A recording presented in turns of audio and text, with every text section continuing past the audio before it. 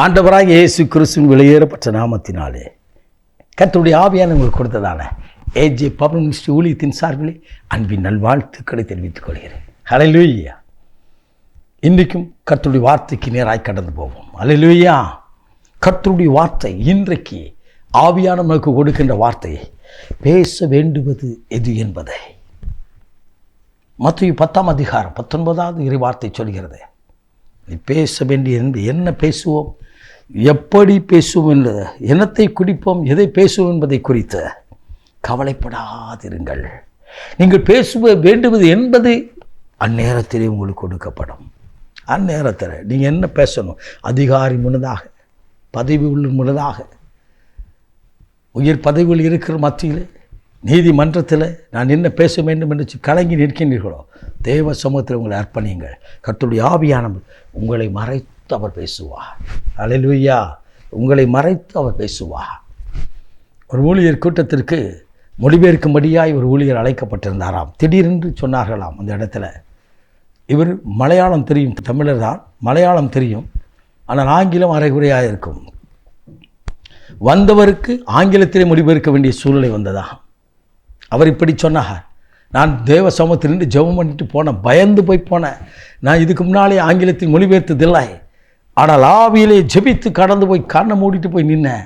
என் வாய் மட்டும் அசைஞ்சிச்சு, நான் என்ன பேசணும்னு எனக்கு தெரியாது, ஆனால் சரியாக மொழிபெயர்த்தேன் என்று சொல்லி மற்றவர்கள் பாராட்டினார்கள். முடிந்தவுடனே நீ பேச வேண்டியதை கர்த்தருடைய ஆவியான கரத்தில் உங்களை அர்ப்பணியுங்கள்.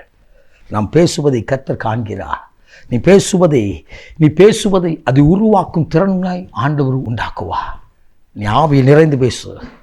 உன் வாழ்க்கையிலே உன் ஆவியில் நிறைந்து நீ பேசும்படியாய் அர்ப்பணி. கர்த்தர் நடத்துவா. அல்லேலூயா. கர்த்தருடைய ஆவியான உங்களை கொண்டு பலத்த காரியங்களை செய்யும்படியா, உங்கள் குடும்பத்தை குறித்து பலத்த காரியங்களை செய்யும்படியாக இருக்கிறார். ஆனால் சத்ருவானவன் உன்னை தடை பண்ணுகிறான். ஒரு அருமையான குடும்பம் வந்தார்கள்.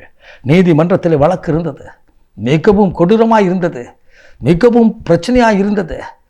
அவர்கள் இவ்விதமாய் சொன்னார்கள், எப்படி சொல்ல முடியும் என்பதை குறித்து. அதாவது லாயர்கள், வக்கீல்கள், 2 வக்கீலும் மாறி மாறி பேசிக்கிட்டு இருக்கிறாங்க. நாங்கள் ஜெபம் பண்ணோம், வெளியே நின்று ஜெபம் பண்ணிட்டு உள்ளே போனோம், என்ன பேசணும்னு எங்களுக்கு தாங்க ஆண்டவரேன்னு சொல்லிட்டு போனோம். ஆனால் என் நாவிலிருந்து பேசின வார்த்தையை அங்கு நீதி அரசராக இருந்த அந்த ஜட்ஜ் இவர்களுக்கு சார்பாக பேசி அந்த கேஸுக்கு ஒரு முடிவை கொண்டு வந்தார் என்று சொன்னார். ஆம், எனக்கு அருமையானவர்களே, நீ பேச வேண்டியதற்கு முன்னதாக ஆண்டவர் கரத்தில் உன்னை அர்ப்பணி. உங்களை மேன்மையும் அர்ப்பணிப்போம் நினைச்சார். கர்த்தருடைய ஆவியானவர் நாவிலிருந்து பேசுவார். உன் குடும்பத்தில் கணவர்கிட்ட என்ன பேசணும், பிள்ளைகள்கிட்ட என்ன பேசணும், உன் குடும்பத்தில் என்ன பேசணும், உன் எஜமான்கிட்ட என்ன பேசணும், வேலை ஆட்கள்கிட்ட என்ன பேசணும், எப்படி பேச வேண்டும் என்பதை குறித்து ஆவியில் நிறைந்து ஜெபித்து கடந்து வாருங்கள். உங்கள் குடும்பத்தில் மிகுந்த சமாதானம் உண்டாயிருக்கும். ஒருவருக்கொருவர் முறுமுறுக்காதபடி, ஒருவருக்கொருவர் எரிச்சல் கொள்ளாதபடி ஆவியில் நிறைவேறி சொன்னால் ஆவியான உங்களுக்குள்ள ஆய் பேசுவார். ஹல்லேலூயா. ஆவியான உங்களுக்கு நடத்துவதை நீங்கள் காண்பீர்கள். உங்கள் வாழ்க்கை மிகுந்த வெளிச்சம் உண்டாகும்படியாய் மாறும். நீங்கள் மற்றவர்கள் பார்க்கிற விதத்திலே கர்த்தர் உங்களை ஆசீர்வதிப்பதை நீங்கள் காண்பீர்கள். நிச்சயமாகவே நான் உன்னை ஆசீர்வதித்து உன்னை பெருகவே பெருக பண்ணுவேன் என்று சொன்னவர்கள். நீங்கள் பேச வேண்டியது என்ன என்பதை கர்த்தரிடத்தில் கேளுங்கள். அவர் உங்களுக்கு கொடுப்பார். அவர் உங்களுக்கு கொடுக்க வல்லமை உள்ளவராக இருக்கிறார். இன்றைக்கு ஊழியர்கள் தேவ சமூகத்தில் ஜெபித்து எதை பிரசங்கிக்க வேண்டும் என்பதை குறித்து பிரசங்கிக்கும் போதுதான் ஜனங்கள் மத்தியிலே கர்த்தருடைய ஆவியானவர் வெளிச்சத்தை கொடுக்கிறார், அற்புதங்களை செய்கிறார். இயேசு என்ற தெய்வம் பரிசுத்தாவின் மூலமாய் வெளிப்படுவதை நீங்கள் காண்பீர்கள். ஆம், எனக்கு அருமையானவர்களே, எனக்கு பிரியமானவர்களே, நீங்கள் ஆண்டவர் சமூகத்தில் ஜெபிக்கும் போதே உங்களை அர்ப்பணித்து ஜெபியுங்கள். நான் யாரை காண வேண்டும், எப்படி பேச வேண்டும் என்பதை எனக்கு நீங்கள் சொல்லி கொடுங்க ஆண்டவரே. ஆவி நிறைவினால் நான் பேச வேண்டும். என்னுடைய வார்த்தைகள் மற்றவர்களுக்கு ஆறுதல் படுத்துகிறதாகும், அற்புதங்களை கடந்து வருகிறதாகும் செய்யும் ஆண்டவர் என்று சொல்லி உங்களை அர்ப்பணியுங்கள். நிச்சயமாக ஆண்டவராகிய இயேசு அப்படியே உங்கள் ஆவிலே பரிசுத்தாவின் வல்லமை வெளிப்படுத்துவார்.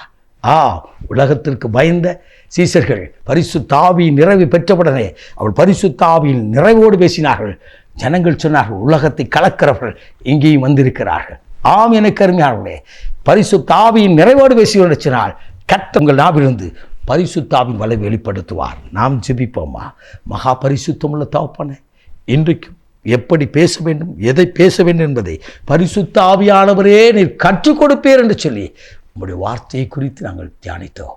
ஆண்டவரே, நீதிமன்ற வழக்கில் தகப்பனே நிற்கிற என் ஜனங்களுக்காக நான் பாரப்பட்டு ஜெபிக்கிறேன். தகப்பனே, இன்றைக்கு நான் எப்படி பேச வேண்டும் என்பதை நீரே எனக்கு கொடும் என்று சொல்லி அர்ப்பணித்து ஜெபிக்கிற ஒரு நாவிலே உம்முடைய அற்புதமான வார்த்தைகள் வெளிப்பட்டு ஜெயத்தை கொடுத்து மகிழ பண்ணும். ஆசீர்வதியும், ஆளுகை செய்யும்.